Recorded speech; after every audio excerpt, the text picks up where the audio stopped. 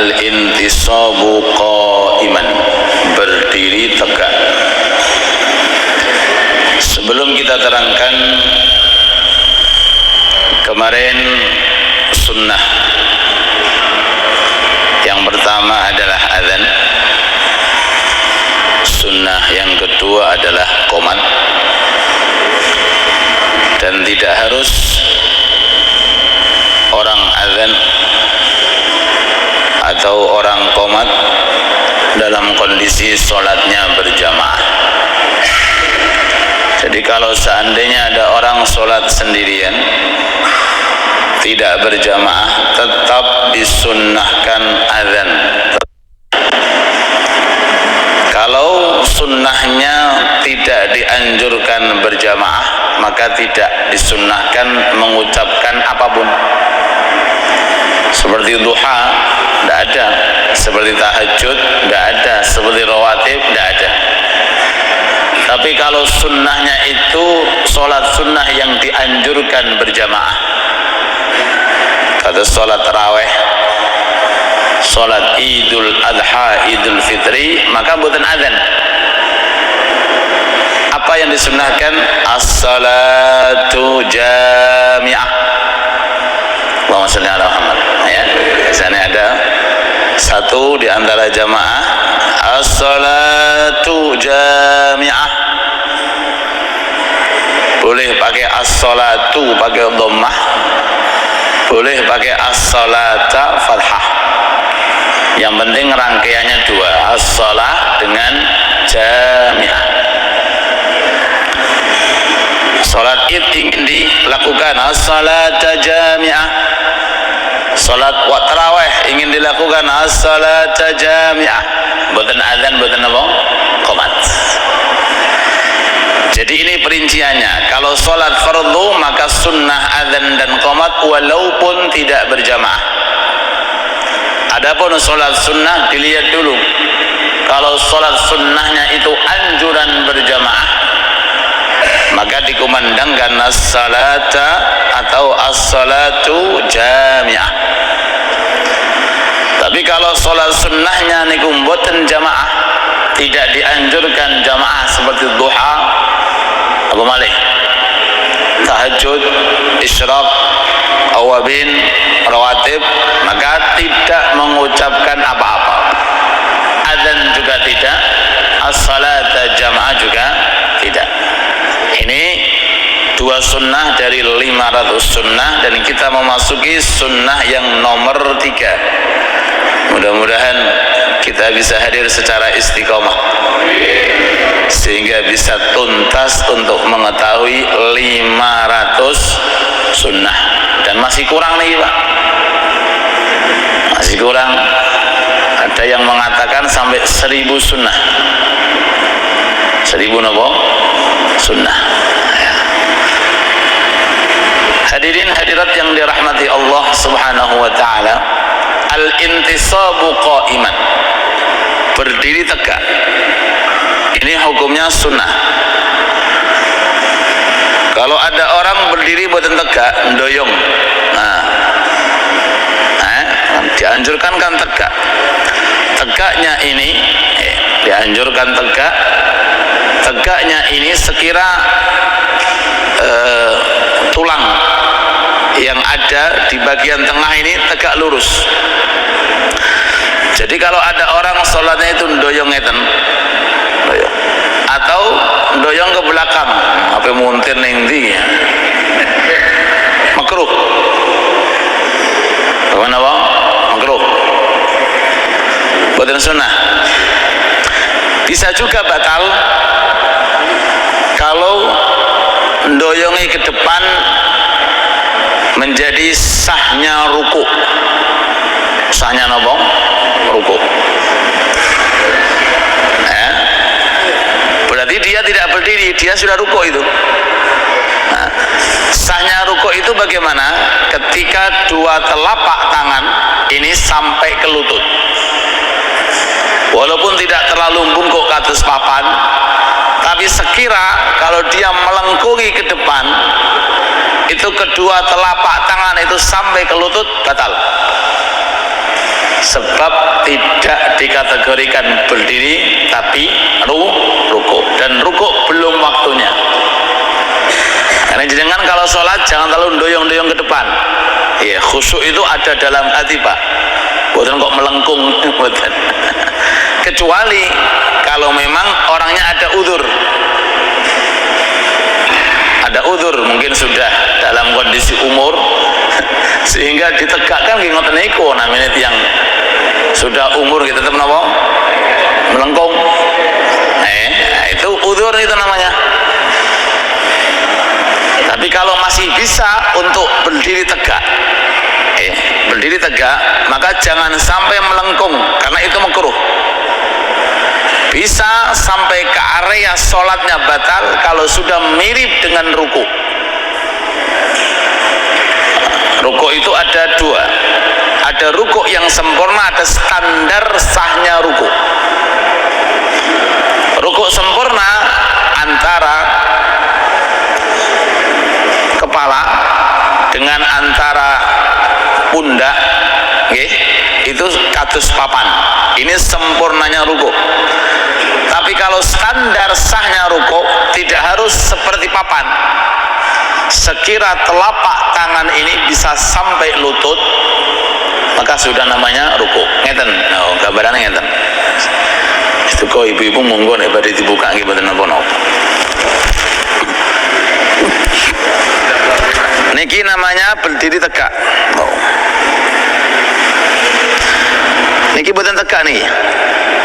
Ini melengkung. Nah, niki sing batal.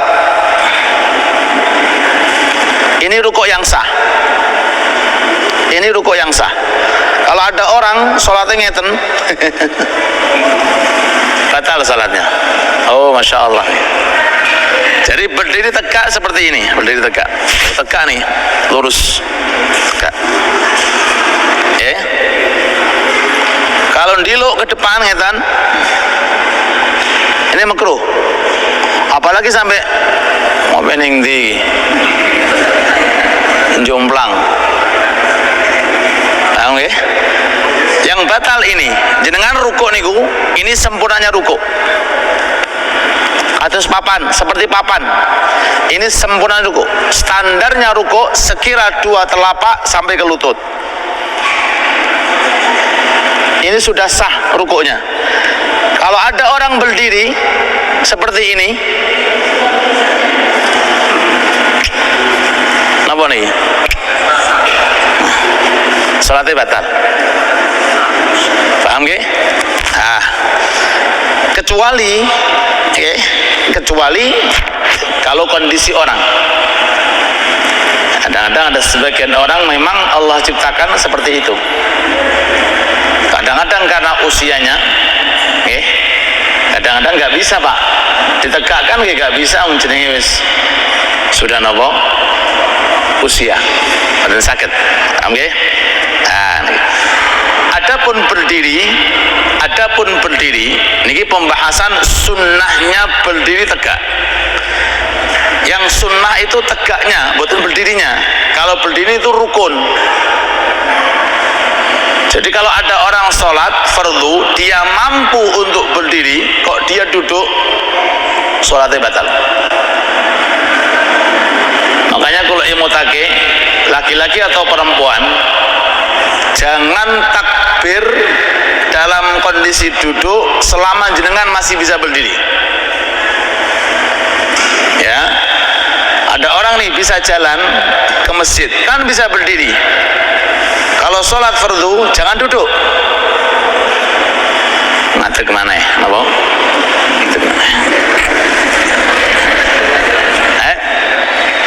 Berdiri dulu. Allahu Akbar.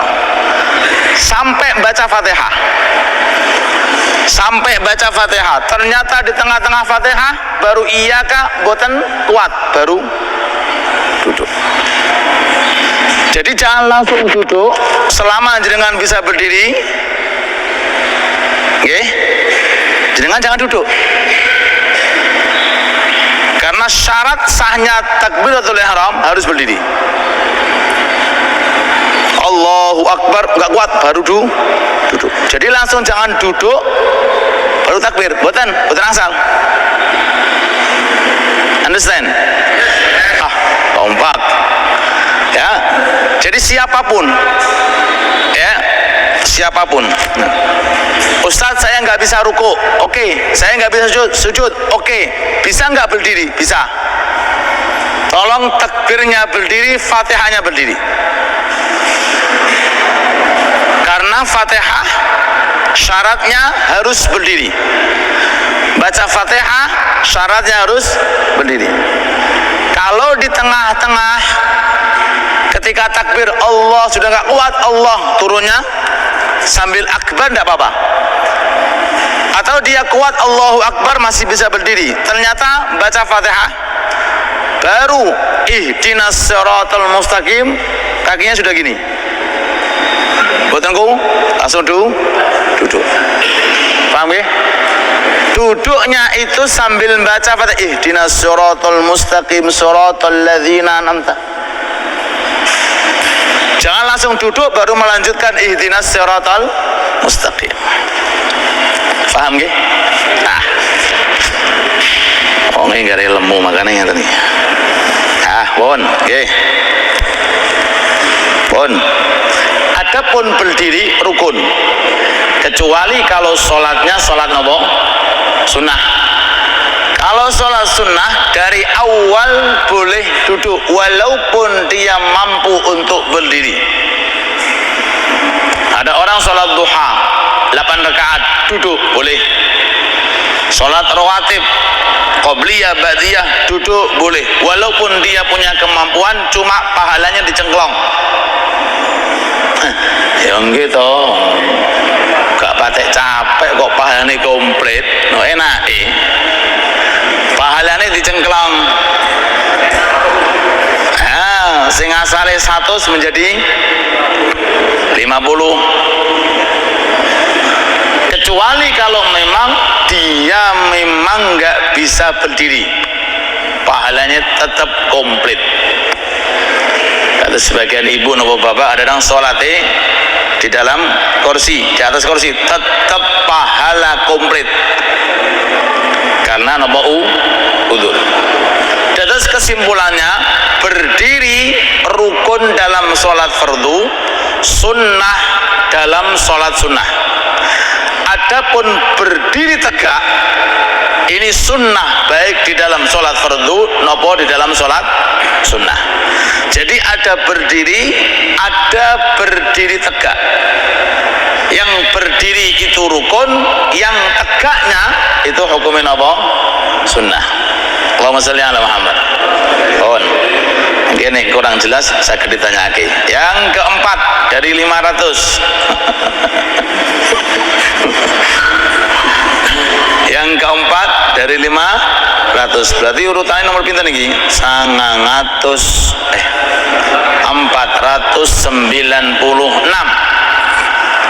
Nomor 496. Ayyufarrija baina qadamai, renggangkan kaki, merenggangkan kedua kaki.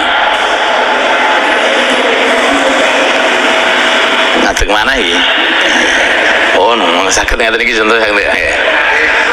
Kalau rapat, nah ini makruh bagi laki-laki. Kalau perempuan justru dianjurkan rapat. Karena perempuan dengan laki-laki itu sholatnya beda.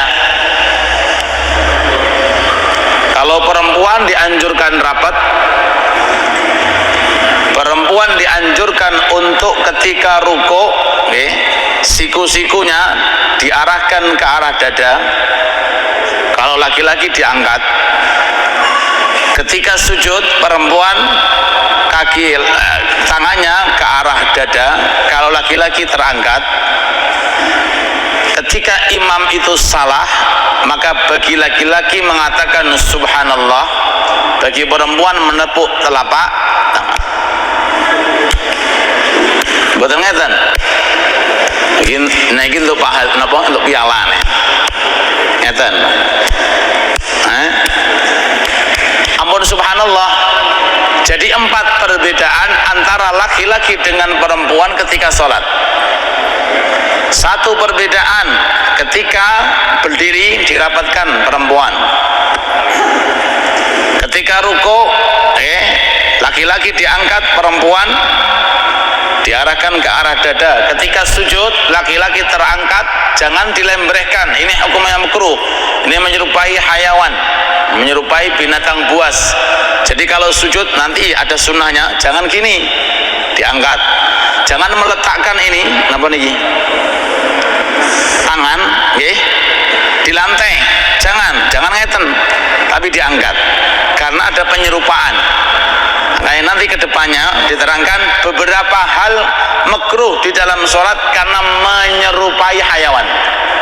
Kemudian yang terakhir, ketika imam itu keliru, laki-laki subhanallah, perempuan menepukkan telapak tangan. Nah, kita kembali yang keempat, direnggangkan. Lah, merenggangkan itu sudah sunnah. Merenggangkan itu sudah sunnah. Walaupun kadang-kadang ada orang renggangnya 1 meter. Iya, itu sudah benar. Yang nggak benar itu yang rapat. Laki-laki rapat makruh. Laki-laki rapat makruh. Nah, dia harus renggang. Lah, harus apa? Renggang. Lah, sunnah di dalam merenggangkan kalau mazhab Syafi'i itu sejangkal. Sejangkal itu hitungannya mulai ujung jari-jari jempolan sampai ujung jari-jari apa nih? Kelingking. Itu namanya sejangkal. Cuma pakai ukuran tangan orang yang standar. Kadang-kadang ada orang tangannya gawedi kok. Jadi dawa 1 meter, boten. Rata-rata orang kalau ngekil itu berapa lah niku?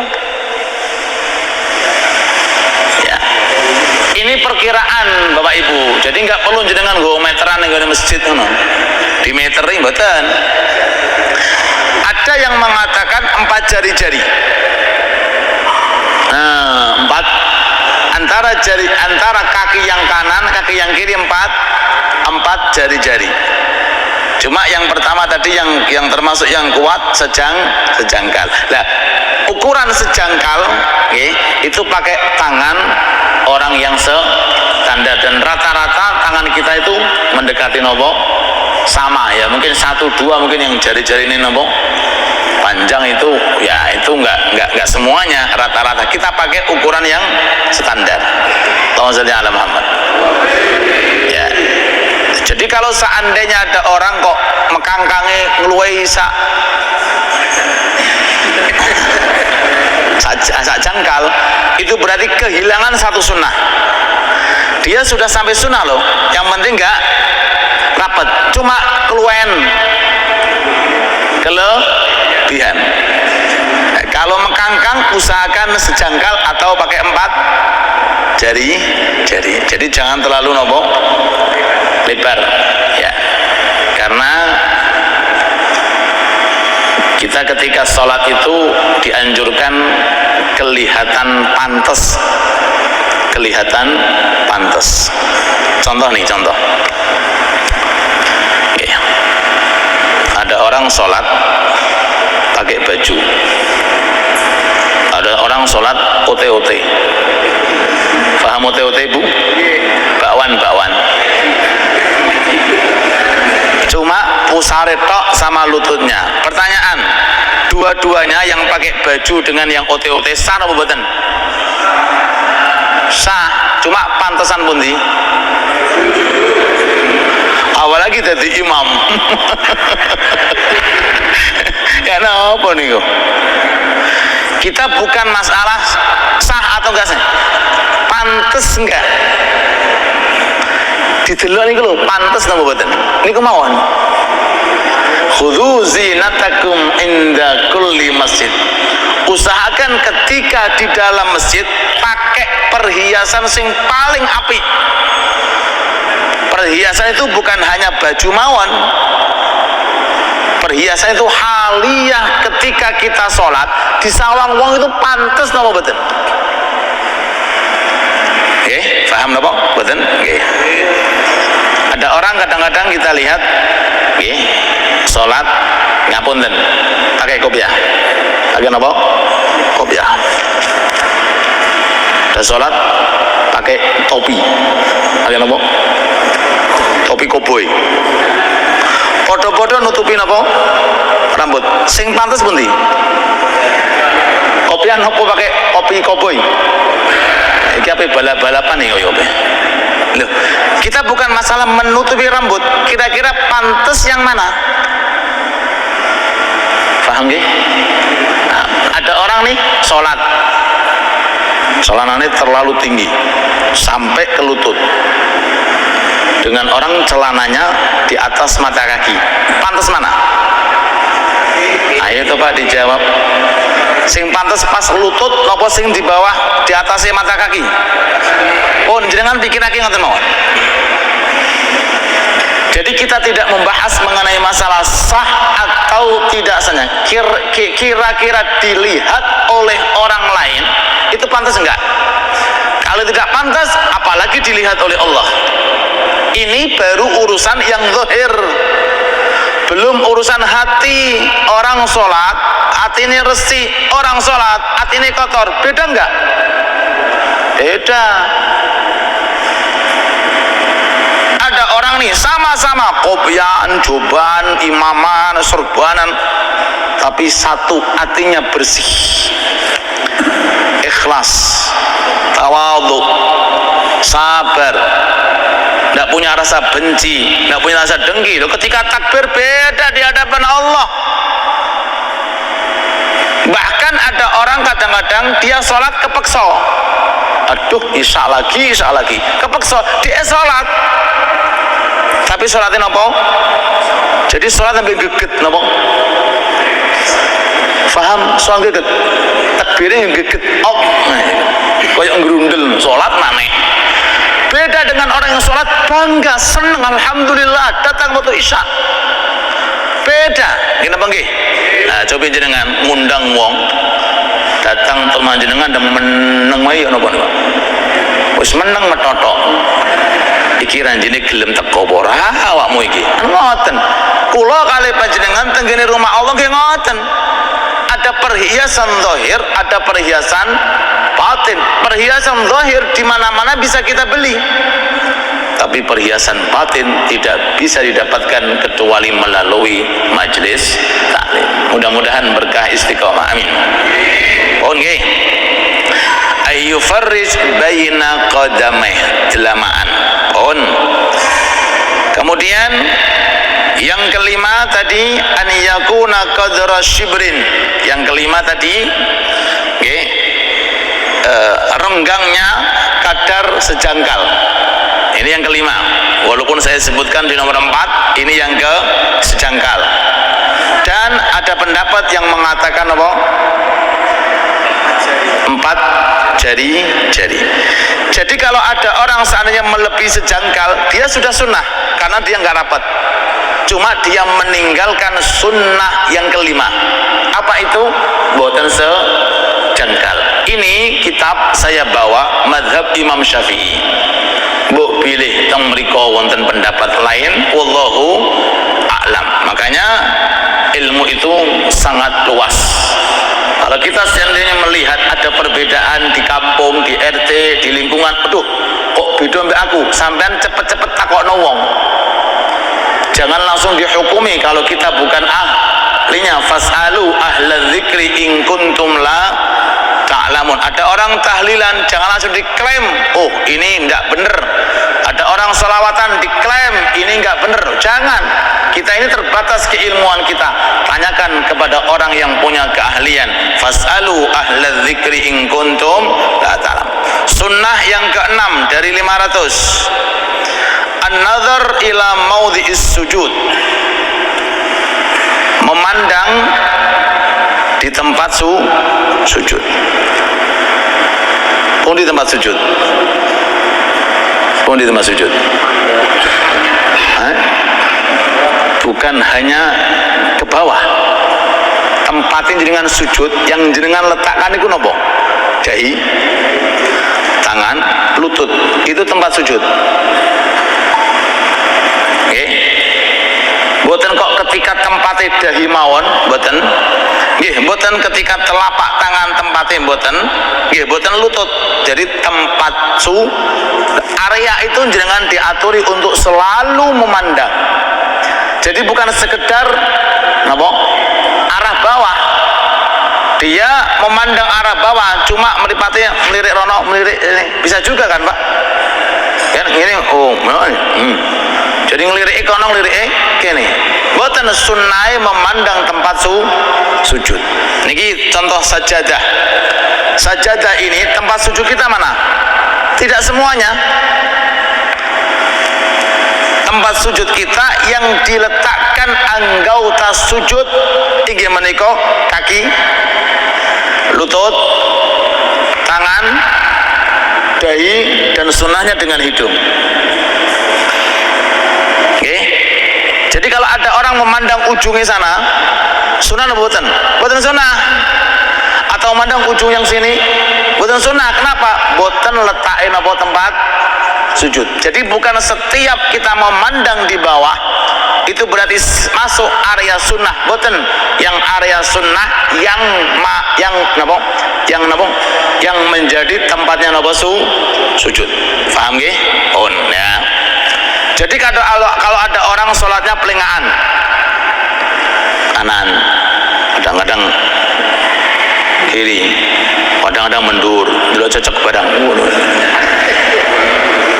Sah napa mboten salate? Sah napa mboten? Sah. Pantes ora? Ada orang sholat nih, Allahu Akbar melengak kanan toh. Sah salatnya? Sing sitoke melengak kiri. Soalnya satrunan, nanti kono kanan kono kiri. Salatnya sah. Allahu Akbar melengak dhuwur. Salatnya sah. Newani tapi. Sah. Karena intinya dada. Selama dada ini menghadap ke arah kiblat, mulai dari takbir sampai salam, sholatnya sah. Cuma pantas enggak? Artinya itu sunnah atau tidak? Jawabannya betul. Kecuali kalau pelengahan yang menyebabkan sholatnya batal.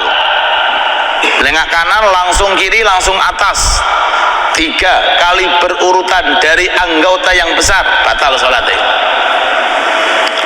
Batal sholatnya. Paham gak? Nah, ini masalah yang berkaitan tentang anggota yang zahir, belum masuk anggota yang batin, hati. Bagaimana kalau hati pelengahan yang dini-dini? La ilaha illallah. Itu pembahasan ilmu tasawuf. Kalau kita masuk pembahasan fikih, sholatnya sah, cuma sunnahnya memandang ke tempat sujud. Dari sini timbul perincian. 1,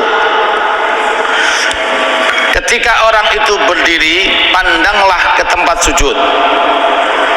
Ketika orang ruku, pandanglah jari-jari kaki. Ketika orang itu sujud, pandanglah bagian hidung. Maksudnya jenengan ketika sujud mandang tempat sujud, ya napa? Sakit jenengan.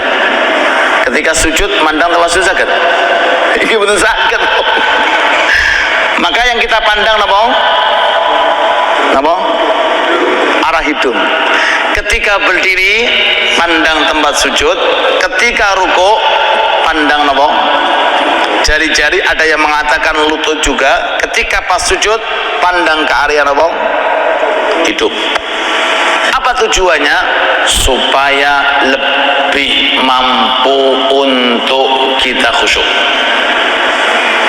Karena inti salat niku qad aflahal mu'minun alladzina hum fi salatihim khasyun. Makanya usahakan nggih jenengan nih ngelampai salat tolong jangan sampai berada di area hal-hal yang menyebabkan sholat jenengan boten khusyuk. Boten apa? Khusyuk. Nggih. Sholat depannya ada orang pakai baju, bawain gambar buto hijau. Gambar apa? Buto hijau, untune irang loro. Jenengan hitung 1, 2, 3. Paham? Bahkan jenengan sering pernah kula aturake nek rawatib qobliyah ba'diyah jangan di tengah. Kalau jenengan di tengah, jenengan akan hilang konsentrasi ketika lihat orang seliwer. Tapi ketika jenengan itu sholatnya mendekati tembok atau pas di belakangi tiang, ya, atau mungkin yang pakai area dengan sajadah lah, selama seandainya penuh semuanya, maka jenengan bisa terbawa yang namanya khusyuk.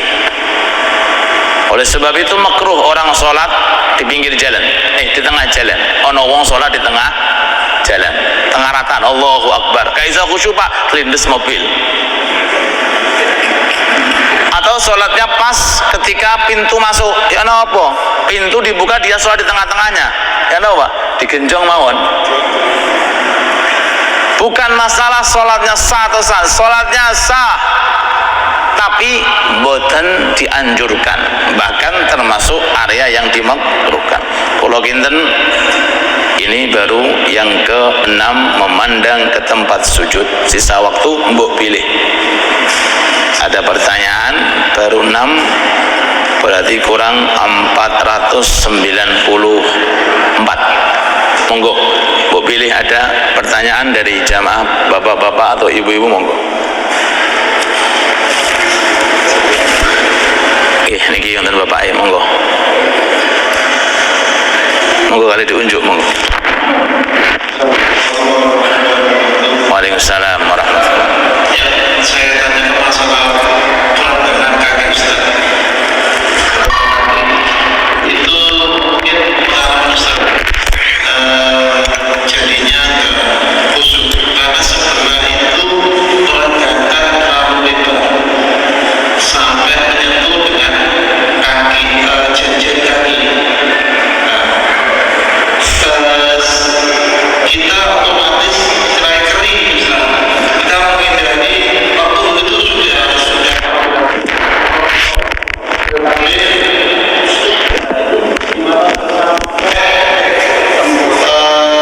sholat kita tak khusyuk karena merasakan mulai kering, pindah kaki tidak enak.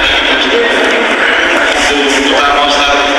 Kedua, masalah ini saya alami sendiri di suatu masjid itu sebelum sholat Jumat itu takbir ada umat setelah khotib naik mimbar itu diharap jamaah tidak boleh melaksanakan sholat Jumat. Nah itu gimana Ustaz? Itu aja Ustaz. Assalamualaikum warahmatullahi wabarakatuh. Waalaikumsalam warahmatullahi. Masya Allah. Mas Sasin bisa ke depan? Mas Sasin ke depan. Lo tunjukkan posisi antara makmum satu dengan lainnya ketika berdiri. Niki, tolong diperhatikan. Nah. Belakang ini.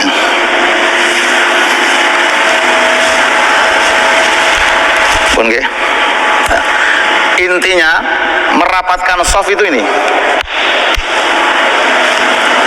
Pun walaupun kakinya enggak, tapi kalau mengkangkang, tahu mengkangkang apa enggak? Nopo. Ini lepas, ini boten rapat. Jadi kadang-kadang orang itu salah memahami, merapatkan shaf intinya bukan jari-jari, bukan kaki, tapi pundak. Antara pundak dengan pundak sudah setara, kemudian tumit dengan tumit, antara tumit ini dengan tumit satunya, bukan jari-jari depan, Sebab kalau jari-jari depan itu berbeda-beda, kadang ada yang panjang, ada yang pendek. Yang penting tumit sama. Terus urusan dada, nek perut masing-masing. Nek perut apa? Dada. Kalau dada sudah setara, kemudian ini sudah nempel setara. Adapun masalah ini tidak harus. Jadi merapatkan soft itu 3. Antara tumit dengan tumit sama. Bukan maju. Nah, kalau ini kan nggak sama tumitnya. Ini juga nggak sama tumitnya. Jadi harus disamakan. Oke. Kemudian bahu dengan bahu sudah sama. Kemudian dada dengan dada sama. Perut nggak masuk. Mungkin sana ibunya sing hamil. Kesana sing ngomong barang itu nih. Paham? Nah, paham nggih?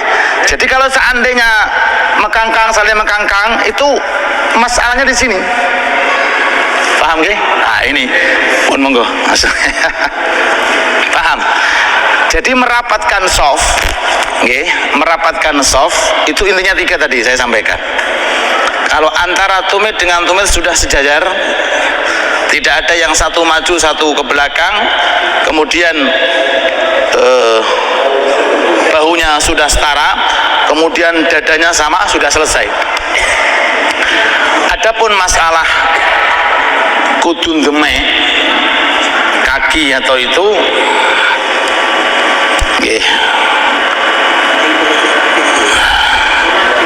disabari mohon Pak. Soalnya kalau nggak ngalami, tapi kita ini hidup majmuk, berbeda-beda ya. Mbok milih temriku wonten pendapat wallahu a'lam. Sampai wonten sebagian masjid niku wonten makmum nggih ngeten iki, tapi nek salat goleki kula. Goleki napa? Kula. Soalnya merasa nyaman. Jadi nek dituki sikile tak tuki sikilku barang. Jari-jari tak tuki jariku. Jadi dia itu merasa nek wayah komat niku goleki kula. Endi ya Ustaz e? Ngono lho. Kula ning kono diparani, kula ning kono diparani. Soalnya tak turuti. Intinya di sini yang penting rukun syaratnya terpenuhi sudah. Adapun masalah sunnah, masalah makruh kita lihat di atasnya, jangan sampai di situ menimbulkan sakitnya nopo hati. Jangan sampai di situ menimbulkan orang akhirnya jauh daripada nopo masjid. Jadi disabari aja, okay? Yang jelas tadi yang sudah saya sampaikan, lurusnya soft seperti itu keadaannya. Yang kedua, biasanya pengumuman itu kan sebelum khotib naik mimbar, di mana-mana sebelum khotib naik mimbar. Paham ya? Kalau sudah khotib naik mimbar, terus kemudian baru nopo pengumuman, ini enggak umum, nopo? Enggak nopo? Enggak umum. Walaupun itu tidak masalah untuk membuat khutbah bukan, karena khutbah belum dimulai. Bahkan di tengah-tengah khutbah pun nggih monggo-monggo mawon, tidak ada masalah, enggak memutus khutbah. Nggih, cuma umumnya kalau ada pengumuman itu sebelum khutib naik mimbar. Nah, ternyata kejadian dari beliaunya ketika khotib sudah naik mimbar, sudah assalamualaikum ya?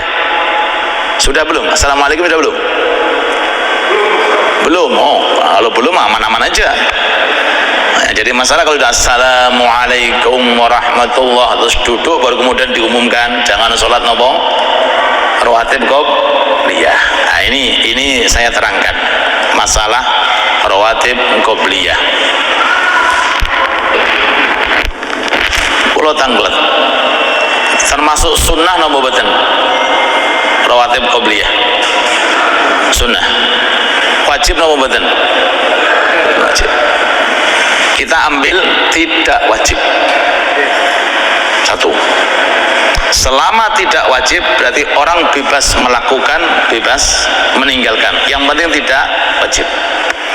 Lalu mazhab Syafi'i mengatakan Jumat koyok zuhur, Jumat kayak zuhur. Sebagaimana zuhur ada qobliyah, berarti Jumat ada qobliyah. Tapi kita kembali ke pertama, bahwa rawatib hukumnya boten jadi selama tidak wajib nggak perlu kita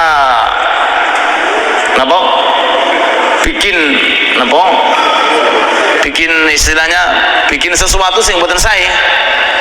Bagi yang mau melakukan itu sesuai dengan mazhab Imam Syafi'i, Jumat kados zuhur. Bagi yang tidak melakukan tidak ada masalah, karena itu bukan termasuk wajib ya. Jadi boleh-boleh saja kalau ada khotib naik mimbar, baru orang masuk itu kemudian sholat apa ini? Tahiyatul masjid plus qobliyah Jum'ah. Tahiyatul masjid dan qobliyah Jum'ah. Karena anjuran setiap ada orang masuk ke dalam masjid, bagi yang terlambat ini tetap dianjurkan sunnah tahiyatul masjid, dan diperbolehkan menggabungkan qobliyah Jum'ah, cuma ambil yang wajib saja demi pentingnya mendengarkan khutbah. Jadi jangan baca ta'awudz, jangan baca a'udzubillah, jangan baca surat, jangan baca 3 kali ketika doa ruku, 3 kali ketika sujud, ketika tasyahud ambil yang paling ringan, seringan-ringan mungkin. Itu anjuran. Wallahu ta'ala alam. Ya, mudah-mudahan bermanfaat. Rabbana atina fid dunya hasanah wa fil akhirati hasanah wa qina adzabannar. Allahumma inna nas'aluka ilman nafi'an wa rizqan wasi'an wa amalan mutaqabbala. Sallallahu ala sayyidina Muhammad wa alihi wa sahbihi wa sallam. Walhamdulillahi rabbil alamin. Bisirril Fatihah.